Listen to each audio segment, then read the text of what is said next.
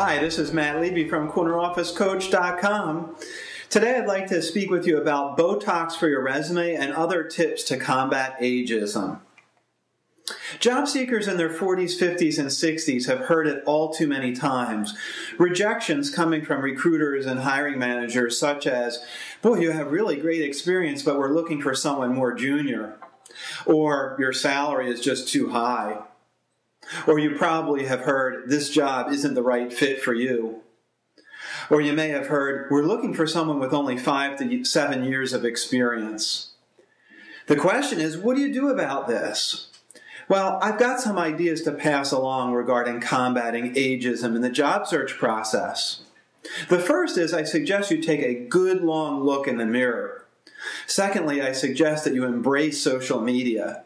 And the third is what I call Botox for your resume. Let's explore each of these concepts in a little bit more detail. Looking in the mirror is critical. You've heard the sayings in the past that it's all in the packaging, or look good, feel good, right? These are examples. Let me take you through a couple of examples of what I'm speaking of. Is your hairstyle current? Is it the right length? Is it what is considered in? How about your eyebrows? Are they neat and trim? I know it might sound funny, but this is all part of your brand, how you appear. Let me give you some more. Are your eyeglasses stylish and current? Glasses go in and out of style. I'm no style expert, but it seems that for prescription eyewear, big frames are certainly out. If you're wearing eyeglasses from the 70s, maybe it's time to change. Consider switching to contact lenses altogether. How about your suits? Are the lapels the right size? Are your ties the right width? And skirt lengths, they seem to come and go with the season. Are you current? People say that the shoes make the man, right? So are your shoes polished?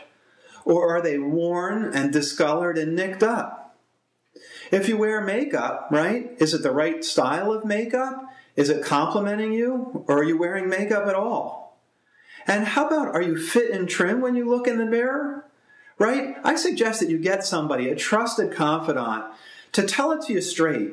This is no time for a yes man. You need somebody that's going to tell it to you like you need to hear it. They can give you great feedback on these points if you just ask them. I encourage you to do so. The second thing is embracing social media. This is also an important way to combat ageism. Think about it. Recruiters, interviewers, hiring managers, these folks may well be a lot younger than you are. So you need to be able to relate to them.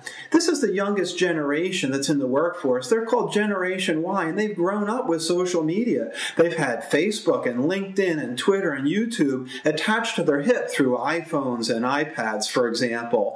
So you need to understand that technology. You need to show that you're technologically savvy, that you're relevant and current in your attitude and in your job search. In future videos, we'll explore the concepts of LinkedIn in more detail, but the bottom line is embrace social media. That's what the people that you're interacting with have done. You should do it as well. The third idea I have for you is what I call Botox for your resume. You know Botox. Those are the injections that people are getting to smooth wrinkles. As it relates to your resume, think about it. Take graduation dates off of your resume. People are just going to use that to calculate your age. And is it really important at this point in your career? The same concept applies to the first position that you've held in your career. Maybe you shouldn't even list that on your resume. It's an early job. It dates you. If it was entry level, it probably messes with your brand anyway. How about overused fonts like Arial and Times New Roman on your resume? Why not get rid of those and consider Georgia and Verdana? Those are considered more current, relevant fonts.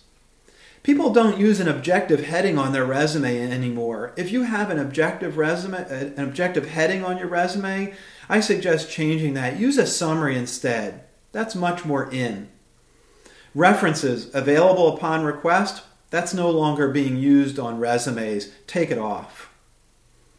And lastly, think about expanding your resume past one page. Multiple pages are fine. You've got a lot of great experience. Tell us about it.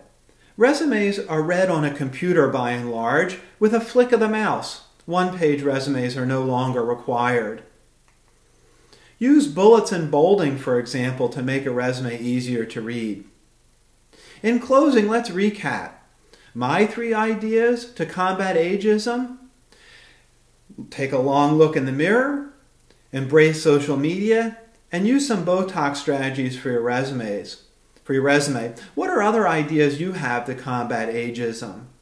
Use the comment section below and let us know. This is Matt.